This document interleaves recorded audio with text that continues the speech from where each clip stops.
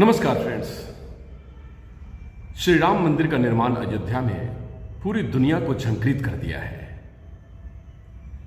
Car सेवा से जुड़े हुए उन सभी महानुभावों को पूरी दुनिया में सम्मानित किया जा रहा है कि जिस कार सेवा में विवादित ढांचा को ध्वस्त कर दिया गया था और उसके बाद राम मंदिर निर्माण की प्रक्रिया शुरू हुई थी। आज अनेक जगहों पे कार सेवकों को सम्मानित किया गया और उनके सम्मान में बड़े महानुभावों ने अपने अपने विचार और भाव व्यक्त किए। आइए सुनते हैं उन लोगों की कुछ भावनाएं। देश में कई होंगे लेकिन यह कार्यक्रम एक अविस्मरणीय बन सके, इसलिए मैं निवेदन करता हूं आदरणीय प्रमोद सिंह जी के जोरदार तालियों से आपका स्वागत करें। हरिओम।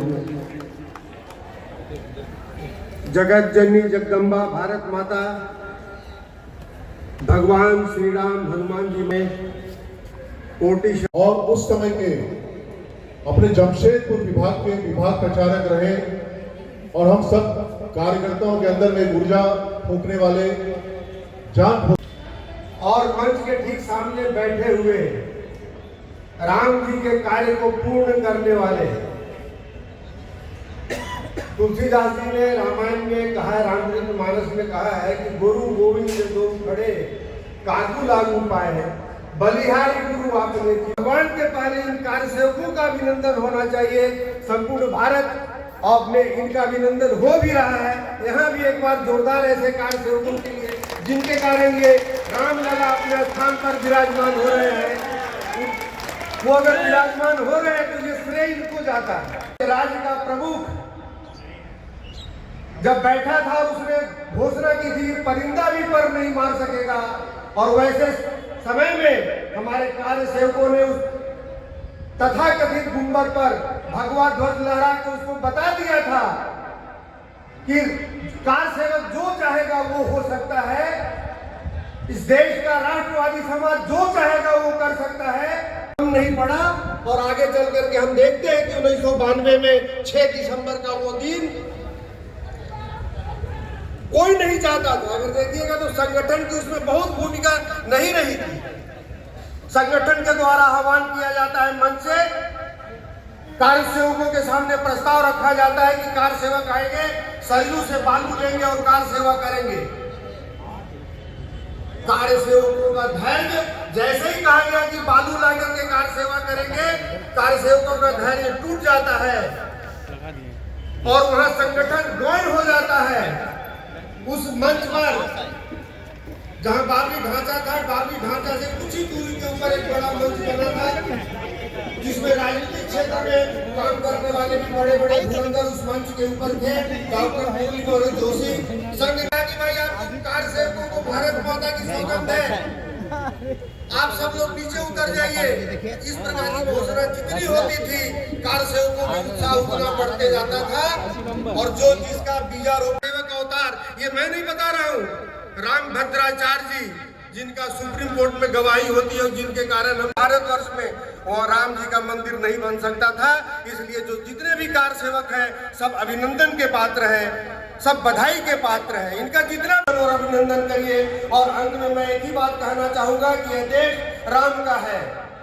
विपिन भाई, आप सभी हमारे लिए आदरणीय और पूजनीय भी हैं। मैं आप सभी का हार्दिक अभिनंदन करता हूं। निश्चित रूप से जो आज ये कार्यक्रम किया गया है भाई दिव्यांशु जी के द्वारा, बहुत ही सराहनीय कार्यक्रम है। निश्चित रूप से मैं आपको ये बताना चाहता हूं क्योंकि जिन कार्य सेवकों के द्वारा जो आज हम मंदिर का निर्माण होता हुआ देख रहे हैं और जिसकी प्रतिष्ठा कल, प्राण प्रतिष्ठा कल हो रही है, निश्चित रूप से हमारे लिए भारतवर्ष में एक बहुत एक अहम दिन होगा।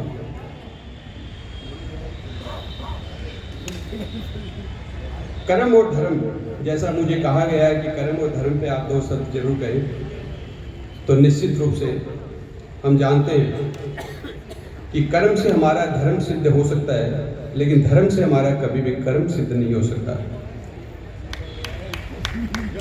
जब भी हम कोई कार्य को करने के लिए जाते हैं तो निश्चित रूप से हमको कर्म से होकर के ही गुजरना पड़ता है।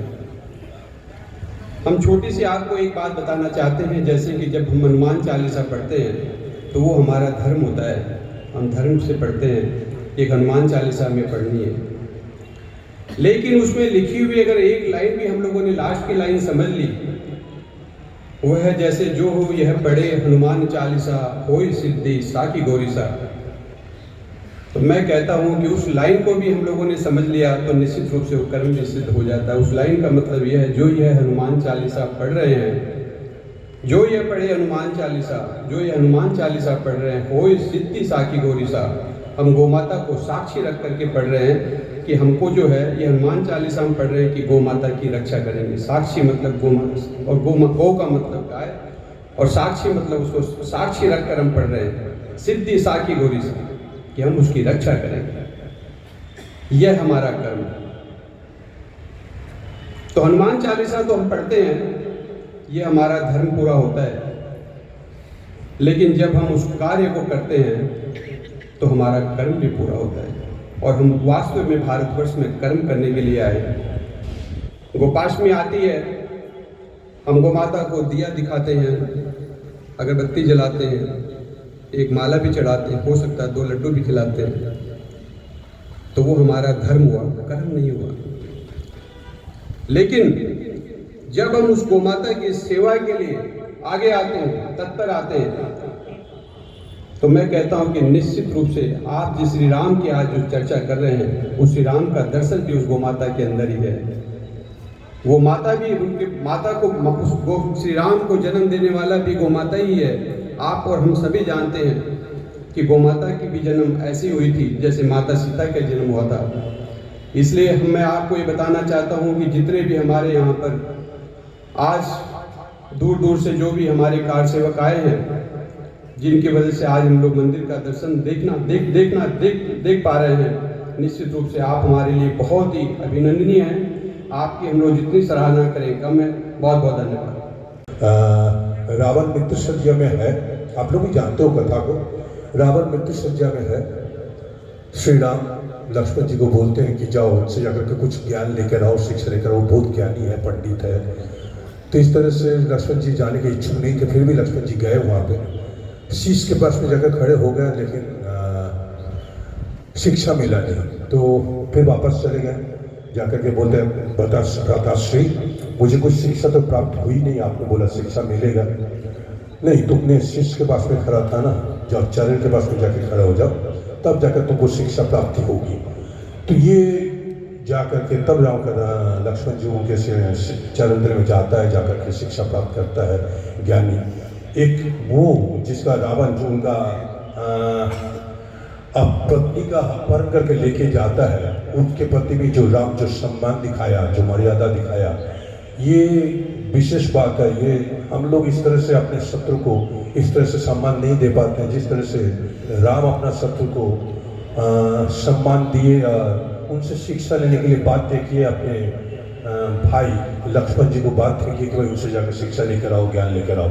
ये तो बहुत बड़ी बात है। इसके अलावा भी मैं और भी कुछ कथा है, जैसे कि श्री राम जब युद्ध के लिए तैयार हो गए, पहुँचे थे, तो वहाँ पे जैसे विभीषण जी को पता चला कि राम जी आए हुए हैं, श्री राम जी आए हुए, तो वो भी विभीषण जी उनसे मिलने के लिए आ गए। हालांकि उसको बोला जाता है घर का भेदी, लेकिन ये विभीषण जाकर के मिलने के बाद राम से प्रणाम वगैरह किए। पहले तो अंदर घुसने नहीं दे रहा था, फिर श्री राम ने बोला नहीं, उनको सबको उनको अंदर भेजो।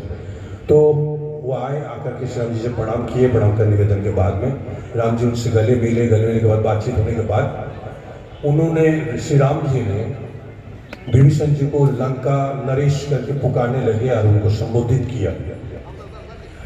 तो सुग्रीव के मन में खटका हुआ। तो सुग्रीव जी पूछे कि हे प्रभु, आपने इनको राम डिक्लेयर घोषणा कर दी, ये लंका नरेश होगा। कल को अगर लंका नरेश जीत जाता है, आपका पराजय होता, तब अब क्या करेंगे? तो प्रभु बोलता है नहीं, ऐसा संभावना तो है ही, यदि फिर भी तुम्हारे मुताबिक अगर ये सत्य हो जाता है तो मैं अपना राज्य दे दूंगा विभीषण को। तो सोचो ये जो कथा कहाँ तक चले जा सकता है कि अपना राज्य मतलब जो जहाँ पे भी राज्य नाम भूल जा रहा हूँ, जहाँ पे राज्य है, जहाँ पे चार स्वागत अभिनंदन करता हूँ। हमारे भारतवर्ष के मुनि ऋषियों ने सभी लोगों को अमृतस्य पुत्रावल के पुकारते थे, सम्मान करते थे और उन्होंने बोलते थे, मुनि ऋषि ने, समान वो आकुति मना, आप सबका आकुति एक हो, आप सबका चिंतन एक हो, आप सबका भावना एक हो। आज लगता है मुनि ऋषियों के भावना आज साकार रूप लिया। अब देखिए भारतवर्ष के कोनों कोनों में आज भगवान श्री रामचंद्र के प्रतिष्ठा के लिए सारे देशवासी, सारे हिंदू लोग आप जागे उठे हैं, उन्हें भगवान रामचंद्र की वंदना कर रहे हैं। ये हमारे एक महान उपलब्धि है। आज मैं आप सभी को सादर अभिनंदन करता हूँ। हमारे हिंदू धर्म इतना महान, इतना ऊंचा है, ये और जुग जुग से चला रहा है।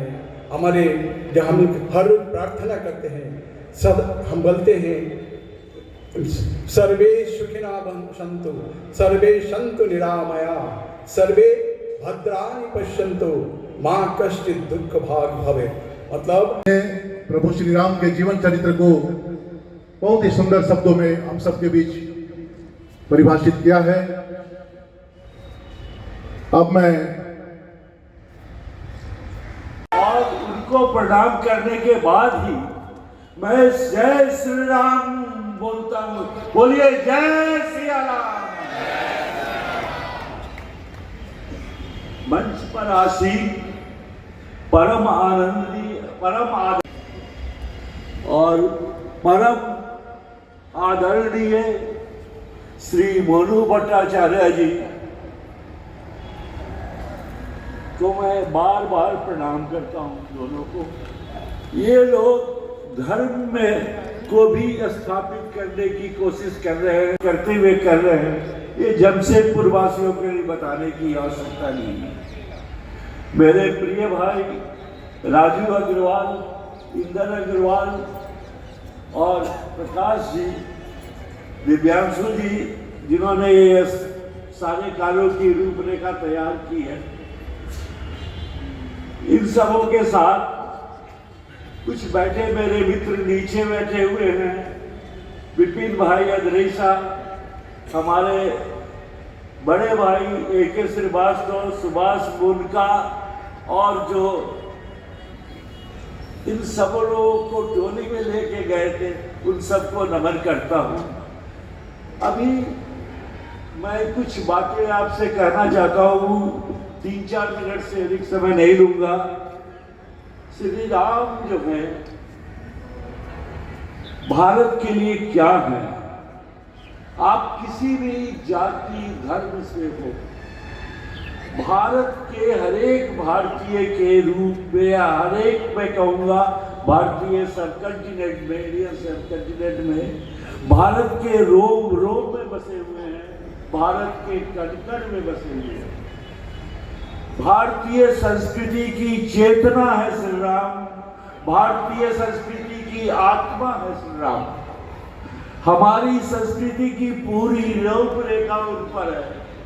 हमें गर्व है कि हम भारत की इस राम भूमि पर जन्म लिए, और राम के बारे में ये विचार आज हमारा और आपका नहीं है, सैकड़ों साल पुराना भी नहीं है। ये हजारों साल से हमारे पूर्वज राम के विचार में यही करते थे कि हमारा जीवन राममय हो। राम के बराबर तो हम में से कोई नहीं जा सकता, लेकिन राम की इतनी पूजा अर्चना जो हम करते हैं, इसके पीछे भी विश्व बंधुत्व का भाव है। हमारे मोनू भट्टाचार्य जी ने सबसे पहले मानव के जीवन में कठिनाइयां, आपत्तियां आती हैं। प्रकाश जी ने कहा कि हम अपने जीवन में मैनेजमेंट को लेकर कैसे इसको आगे बढ़ेंगे। तो हमारी आपत्तियों और विपत्तियों को कैसे उसको झेल करके विजय प्राप्त करके आगे बढ़ा जाए, ये राम के चरित्र में हर एक जगह दिखाता है। और राम जैसा आदर्श पुरुष, मैं बोलता हूं आदर्शों की परिकाष्ठा है, जहां आदर्श की परिभाषा खत्म होती है उस सतह तक पहुंचे हुए हैं श्री राम। युवराज बनने की घोषणा हुई, मिला उन्हें वनवास। वनवास में उन्होंने जितने प्रकार के व्यवधान, कठिनाई, आपत्ति, विपत्ति झेली, वो सब झेलते हुए जब अंतिम वर्ष में आए 14 वर्ष के वनवास में, तो लगा त्रासदियों का पूरा समूह उनके पास आ गया। प्रिय पत्नी का अपहरण, अपहरण करता भी कौन? उस समय का सबसे समर्थ, सबसे विद्वान, सबसे शक्तिशाली, सभी सुरक्षा उपकरणों से घिरा हुआ लंका का लंकेश्वर रावण। युद्ध तो करनी है और युद्ध का तैयारी भी करनी है। राम के चेहरे पर झिझक नहीं, एक मिनट कोई किसी बात की कोई सोच नहीं, करनी है तो करेंगे। और व्यवस्था तो पहले से करे आ रहे थे, उन्होंने शुरू किया व्यवस्था, और उस व्यवस्था को कैसे करते चले गए आप देखिएगा तो समझ में आएगा। 14 वर्ष के पहले भी उन्होंने जंगल में रहते हुए सभी प्रकार के लोगों का, चाहे वो जितने छोटे हो या बड़े हो, सबका आशीर्वाद लिया, अपने से जोड़े।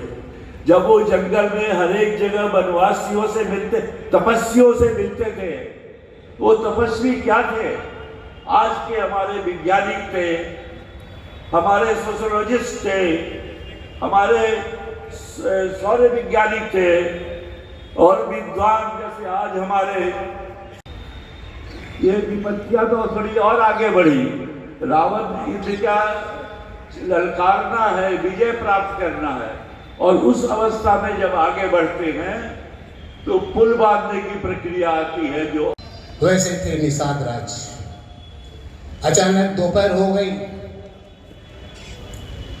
सूर्य अपनी सर के ऊपर आ गया, पुष्प कलवित हो गए, पुष्प देख रहे हैं, पक्षियों का शोर संगीत जैसा गूंजने लग गया। वैसे में आकाश मार्ग में वायुयान की आवाज आई, देखा कि प्रभु श्री राम का पुष्पक विमान आ रहा है। पूरे ग्रामवासी निषाद राज के पास इकट्ठा हो गए और आह्वान किए कि चलो अयोध्या चलना है, प्रभु श्री राम अयोध्या जा रहे हैं। कि अचानक देखते हैं विमान टूट गया है। प्रभु श्री राम, माता सीता, भाई लक्ष्मण आ रहे हैं। निषाद राज चकित रह गए। निषाद राज बोले, आगे छू के प्रणाम करना चाहे, प्रभु राम ने निषाद राज को अपने हृदय से लगा लिया। बोले, नहीं, चरणों में नहीं, मेरे हृदय में तुम्हारा स्थान है सखा, तुम मेरा दोस्त है, तुम मेरा भाई है। चित्तोदा, आप हम सबके बीच ऐसे ही हंसते मुस्कुराते हुए और हम सबको ऐसे ही प्रेरणा देते रहे। आज आपको भी यह मंच पाकर के गदगद है। धन्यवाद कि आप मंच के मध्य में आकर के अपने कार सेवा आंदोलन में अभूतपूर्व योगदान ही नहीं दिया, लेकिन आज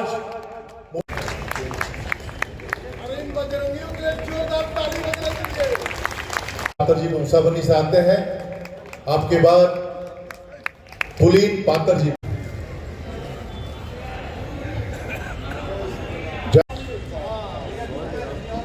बहुत बहुत धन्यवाद। श्रीमान आर.के. सिन्हा जी अपना स्थान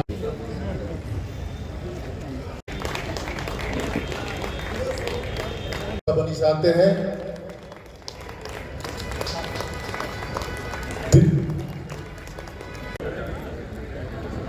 प्रभाकर सिंह जी, आप भी हम सबके बीच आप, लेकिन बाद में उसको समझाया गया कि भैया आप परेशान मत हो।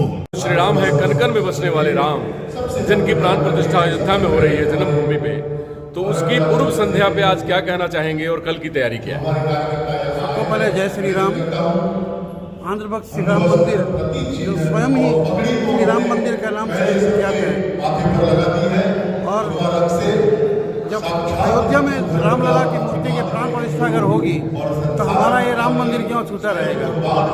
यहाँ भी कई कार्यक्रम आयोजित किए जा रहे हैं, अभी बाहर में भी कुछ कार्यक्रम चल रहे हैं, और आज हम लोग मंदिर की जो सजावट देख रहे हैं, अंदर में भगवान का पूरी सजावट देख रहे हैं, पूरे सजावट के साथ में हम यहाँ पर कार्यक्रम कर रहे हैं। कल भगवान राम और सीता जी का अभिषेक होगा, यहाँ पर दूध दही मधु और अन्य द्रव्यों के साथ में अभिषेक किया जाएगा। उसके पश्चात फिर एक पालकी बनी हुई है, उस पालकी के साथ में यहाँ बैठा करके 1008 तुलसी पत्ता से उनका नाम अर्चना की जाएगी, और अर्चना होने के बाद संध्या समय में मंदिर परिसर में दीपोत्सव दीप जलाए जाएंगे और आतिशबाजी भी की जाएगी। ये कार्यक्रम हम लोगों की तरफ से है, और भी बहुत बाहर से बहुत से ऐसे संस्था हैं जो आ रहे हैं और मंदिर में इस तरह का कार्यक्रम कर रहे हैं। और हमारे इस राम मंदिर का पूजा इस पर्टिकुलर पूरे राम मंदिर के लिए हमारे पुजारी जी हैं जो यही पूजा को पूरी तरह से करते हैं। जी, तो क्या भक्तों से अपील करना चाहेंगे पूरे झारखंड के लोगों से कि जो मंदिर में आए भगवान का दर्शन करें, और कल का दिन जो कि अति शुभ है उसमें क्या कई साल का तपस्या जिसको बोल सकते हैं हमारे भाई सेवकों का, हमारे हिंदू लोगों का, इन सभी की तपस्या कल पूर्ण हो रही है, और अयोध्या में रामलला का मंदिर निर्माण हो रहा है और प्राण प्रतिष्ठा की जा रही है। मैं यही कहूँगा कल का दिन पूरे सनातनी हिंदुओं के लिए एक ऐसा दिन होना चाहिए जिसकी याद हम आज नहीं, आज से हजारों साल बाद भी अगर करें तो याद रहे कि ये 22 जनवरी को अगर अयोध्या में प्राण प्रतिष्ठा हुआ तो पूरे विश्व में इसकी धूम मची, पूरे विश्व में इसका कार्यक्रम हुआ। ये ऐसा हमको लगना चाहिए। इसलिए मैं सभी जितने भी हमारे हिंदू सनातनी धर्म के लोग हैं, जितने भी हमारे भाई बंधु माता बहनें हैं, सबसे मैं यही निवेदन करूंगा कल का दिन जो होगा ये पूरे उत्साह के साथ एक महापर्व के रूप में मनाएं, अपने घरों में भी दिए जलाएं और मंदिर में आकर भगवान श्री राम और सीता और हनुमान जी का दर्शन जरूर करके जाएं, और अपना एक उपस्थिति मंदिर में जरूर दें ताकि आपको भगवान श्री राम का आशीर्वाद प्राप्त हो सके। बहुत बहुत धन्यवाद। Thank you. नमस्कार फ्रेंड्स, इंडिया टीवी ऑनलाइन की वीडियो को लाइक करें, शेयर करें, सब्सक्राइब करें। धन्यवाद।